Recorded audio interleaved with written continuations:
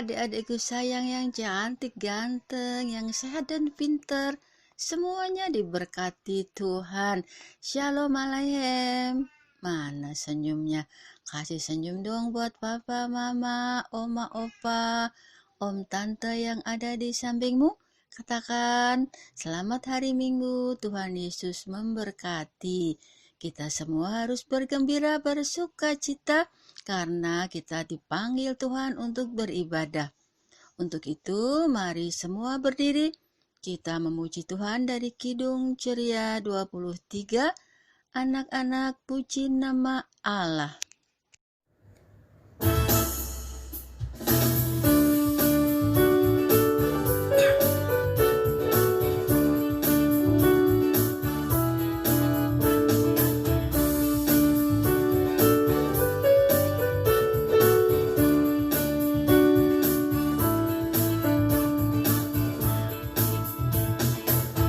Anak-anak puji nama Allah, agunglah kasih-Nya. Anak-anak puji nama Allah, agunglah kasih-Nya. Taat pada Allah. Anak-anak taat pada Allah, agunglah kasih-Nya. Anak-anak taat pada Allah, agunglah kasih-Nya. Mari kita berdoa. Tuhan Yesus yang baik, terima kasih Tuhan sudah memanggil kami semua untuk beribadah. Kami mohon Tuhan memberkati ibadah kami dari awal sampai akhir, supaya berkenan kepada Tuhan. Tuhan, tolonglah kakak Eva yang akan memberikan firman-Mu. Berikan hikmat, pengertian, dan akal budi, supaya firman yang diberitakan berkenan kepada Tuhan dan menjadi berkat bagi kami semua yang akan kami laksanakan dalam hidup kami sehari lepas sehari. Ampunilah dosa-dosa kami ya Tuhan, dalam nama Bapa, Putra, dan Roh Kudus. Amin. Adik-adik silakan duduk kembali. Adik-adik yang terkasih dalam Tuhan, saatnya kita membaca dan merenungkan firman Tuhan yang pada pagi hari ini diambil dari kitab Rut pasal 1 ayat 1 sampai ayat yang ke-14. Mari kita baca bersama-sama yuk. Rut dan Naomi. Pada zaman para hakim memerintah, ada kelaparan di tanah Israel. Lalu pergilah seorang dari Betlehem, Yehuda, beserta istrinya dan kedua anaknya laki-laki ke daerah Moab untuk menetap di sana sebagai orang asing. Nama orang itu ialah Elimelek, nama istrinya Naomi, dan nama kedua anaknya Mahlon dan Kilion. Semuanya orang-orang Efrata dari Betlehem, Yehuda, dan setelah sampai ke daerah Moab, diamlah mereka di sana. Kemudian matilah Elimelek, suami Naomi, sehingga perempuan itu tertinggal dengan kedua anaknya. Keduanya mengambil perempuan Moab yang pertama bernama Orpa dan yang kedua bernama Rut, dan mereka diam di situ kira-kira 10 tahun lamanya. Lalu matilah juga keduanya, yakni Mahlon dan Kilion, sehingga perempuan itu kehilangan kedua anaknya dan suaminya. Kemudian berkemaslah ia dengan kedua menantunya, dan ia pulang dari daerah Moab, sebab di daerah Moab ia mendengar bahwa Tuhan telah memperhatikan umatnya dan memberikan makanan kepada mereka. Maka berangkatlah ia dari tempat tinggalnya itu bersama-sama dengan kedua menantunya. Ketika mereka sedang di jalan untuk pulang ke tanah Yehuda, berkatalah Naomi kepada kedua menantunya itu, "Pergilah, pulanglah masing-masing ke rumah ibunya. Tuhan kiranya menunjukkan kasih setianya kepadamu seperti yang kamu tunjukkan kepada orang-orang yang telah mati itu dan kepadaku." Kiranya atas karunia Tuhan, kamu mendapat tempat perlindungan masing-masing di rumah suaminya. Lalu diciumnyalah mereka, tetapi mereka menangis dengan suara keras dan berkata kepadanya, "Tidak, kami ikut dengan engkau pulang kepada bangsamu." Tetapi Naomi berkata, "Pulanglah anak-anakku, mengapakah kamu turut dengan aku? Bukankah tidak akan ada lagi anak laki-laki yang kulahirkan untuk dijadikan suamimu nanti? Pulanglah anak-anakku, pergilah, sebab sudah terlalu tua aku untuk bersuami. Seandainya pikirku ada harapan bagiku, dan sekalipun malam ini aku bersuami, bahkan sekalipun aku masih melahirkan anak laki-laki, masakan kamu menanti sampai mereka dewasa? Masakan karena itu kamu harus menahan diri dan tidak bersuami? Janganlah kiranya demikian, anak-anakku. Bukankah jauh lebih pahit yang aku alami daripada kamu, sebab tangan Tuhan teracung terhadap aku?" Menangis pula mereka dengan suara keras, lalu Orpa mencium mertuanya itu minta diri. Tetapi Rut tetap berpaut padanya. Demikianlah pembacaan firman Tuhan kita pada pagi hari ini. Adik-adik yang Tuhan Yesus kasihi, dari pembacaan tadi, coba kalian sebutkan nama-nama tokoh yang ada dalam cerita itu. Yap, betul.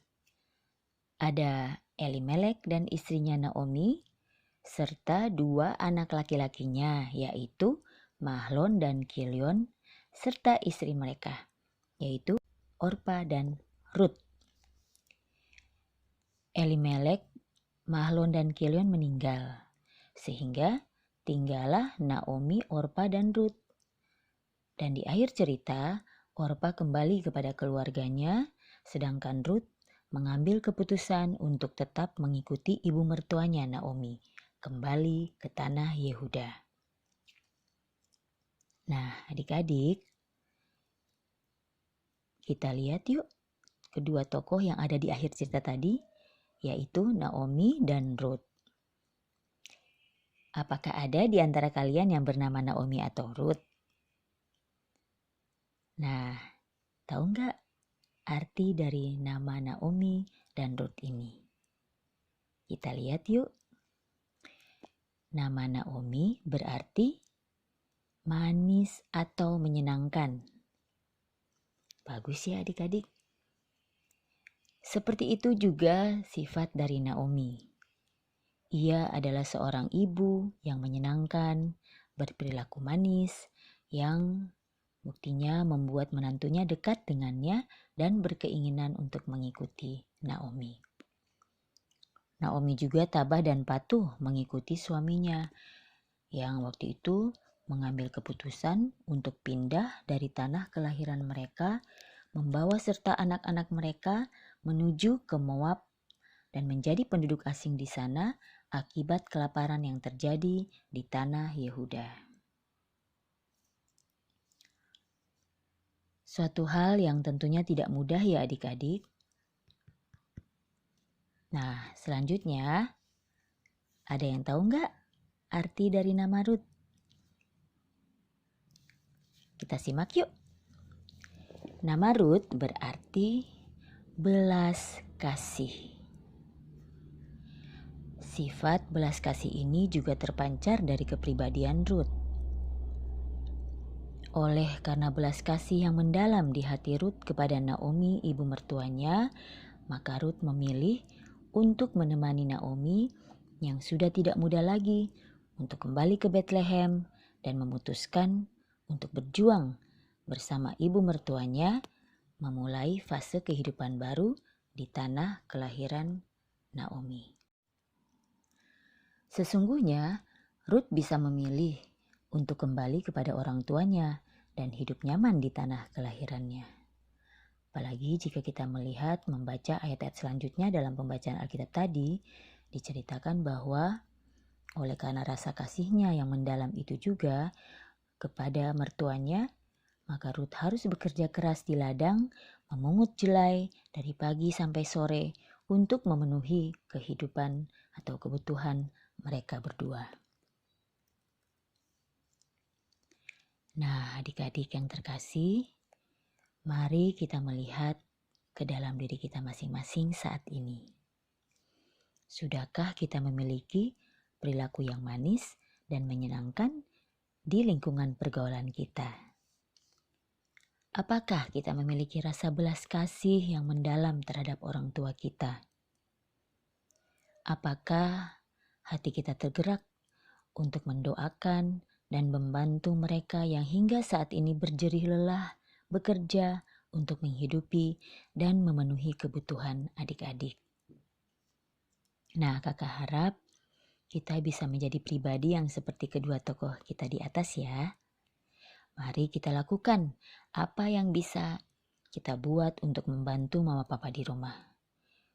Mungkin dengan hal-hal yang sederhana sehari-hari, misalnya seperti contoh bangun tidur, kita berdoa bersyukur kepada Tuhan dan tidak lupa mendoakan orang tua kita agar diberikan kesehatan dan kekuatan dalam bekerja, terlebih di masa-masa sulit saat ini akibat pandemi virus COVID-19. Mari kita membantu mengerjakan pekerjaan rumah yang bisa kita kerjakan, seperti merapikan tempat tidur kita, tidak menunggu mama untuk merapikannya, atau mencuci piring misalnya, atau membantu merapikan rumah, menyapu, atau bahkan mengepel lantai. Apalagi ya, mungkin dengan tidak terlalu kelamaan online misalnya, sehingga tidak ada waktu belajar dan akhirnya orang tua kita juga harus lebih sering membeli paket data lagi karena kebanyakan dipakai. Adik-adik, mungkin adik-adik tidak terlalu menyadari bahwa sesungguhnya orang tua kita saat ini sedang menghadapi masa-masa tersulit loh dalam kehidupan keluarga akibat pandemi ini. Secara umum penghasilan orang tua rata-rata berkurang akibat situasi dan keadaan saat ini. Dan tanpa adik-adik sadari, mama papa mungkin setiap hari berpikir keras bagaimana caranya untuk memenuhi kebutuhan adik-adik. Nah, disinilah dibutuhkan kepekaan adik-adik untuk bisa menyesuaikan diri dengan kondisi orang tua kita saat ini ya. Misalnya, jajan kita kurangin, atau kita tidak terlalu menuntut mama papa kita untuk membeli sesuatu yang tidak terlalu penting, yang mungkin sebetulnya tidak terlalu kita butuhkan saat ini. Oh ya, jangan lupa juga untuk tetap mengikuti aturan-aturan standar dalam menjaga agar terhindar dari risiko terkena virus corona ini tanpa harus ditegur-tegur atau harus diingat-ingatkan lagi oleh mama papa, seperti keluar memakai masker, cuci tangan, apalagi pas kita masuk ke dalam rumah harus langsung segera cuci tangan, mandi, agar kita semuanya seisi rumah kita terhindar dari risiko terkena virus ini. Nah, adik-adik, dengan rasa belas kasih yang mendalam di hati kita kepada mama papa kita, kakak yakin kita pasti bisa melakukan hal-hal yang kita renungkan tadi, yang pada akhirnya semuanya itu juga akan menjadi perbuatan dan persembahan yang menyenangkan hati Tuhan. Amin.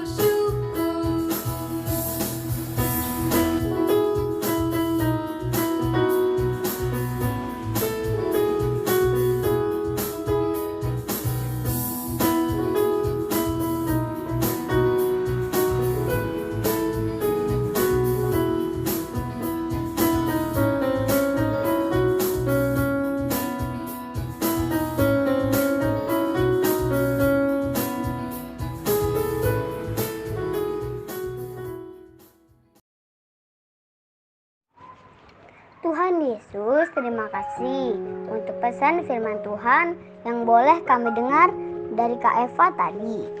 Ajar kami menjadi anak-anak Tuhan yang mau mendengar dan melakukan pesan firman Tuhan seturut dengan kehendak-Mu. Tuhan Yesus, dalam rangkaian doa syafaat ini, pertama, kami hendak mendoakan orang tua kami, berikan kesehatan dan kekuatan. Kiranya berkat Tuhan boleh mengalir melalui pekerjaan orang tua kami. Tuhan, kami bersyukur untuk hasil belajar yang kami terima lewat guru-guru kami. Kakak kelas 6 yang sudah lulus dan kami yang naik kelas. Itu semua kami terima karena hikmat yang Tuhan berikan bagi kami ketika kami belajar dan mengerjakan soal. Tuhan kiranya mau senantiasa memberkati pendidikan kami di jenjang berikutnya. Tuhan, kami berdoa bagi seluruh teman-teman kami dan saudara kami dimanapun berada. Tuhan, kami berdoa untuk gereja di seluruh dunia. Berkati para pelayan Tuhan dan jemaat yang ada. Kiranya bisa tetap beribadah dengan berbagai media yang ada, khususnya untuk GPIB Gracia, gereja kami. Tuhan kiranya berkati pendeta, para majelis, menguruskan nampel kakak layan PA dan PP, para panitia dan karyawan kantor gereja kami. Kiranya semua pelayan Tuhan dapat selalu sehat dan bersukacita dalam pelayanannya kepada kami, jemaat-Mu. Tuhan, kami juga menyerahkan bangsa dan negara kami, Indonesia. Berkati pemerintah kami dengan pangkat tertinggi hingga terendah, baik di pusat hingga di daerah. Kiranya mereka dapat mengambil keputusan yang tepat, sesuai dengan hikmat Tuhan, serta dapat melayani masyarakat dengan baik. Tuhan Yesus, kami menyerahkan tenaga medis di berbagai rumah sakit yang melayani pasien dengan berbagai penyakit. Tuhan kiranya memberkati mereka kekuatan dan kesehatan senantiasa. Demikian juga dengan keluarga para tenaga medis.